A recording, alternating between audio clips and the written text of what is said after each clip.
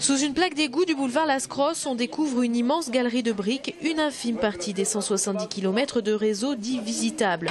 Construit au XVIIIe et XIXe siècle, l'ouvrage mesure à cet endroit près de 2,50 m de large et autant de haut.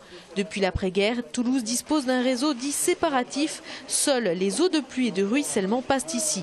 Et ce réseau va directement aussi à la Garonne, ce qui est un atout par rapport à la fiabilité du fonctionnement de la station d'épuration, mais aussi une contrainte par rapport à tout ce qui peut être rejeté directement à la Garonne.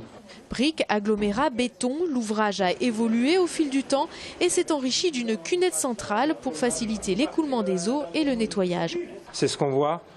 L'écoulement aujourd'hui par temps sec, il fait beau dehors, se limite à 40 cm, un demi-tuyau de 40 cm.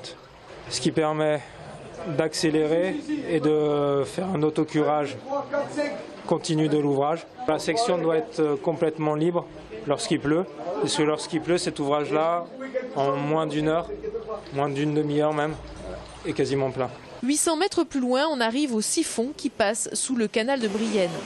C'est énorme, mais à chaque fois qu'on le voit, on trouve ça énorme. Le manque de civisme en fait des Toulousains. Voilà. Les bouteilles, les poches, les sacs poubelles qu'on retrouve dans nos égouts et on les nettoie avec des techniciens qui descendent dans le réseau suivant les endroits, tous les 2 ans, 3 ans, 4 ans. Voilà. Tout ce qui est jeté dans la rue à Toulouse se retrouve dans la Garonne. À cet endroit, c'est 1 tonne de déchets qui est remontée à chaque nettoyage tous les 6 mois. Actuellement, des travaux sont en cours entre la place Jeanne d'Arc et le métro Compense-Caffarelli et le nettoyage complet devrait prendre fin avant le mois de juillet.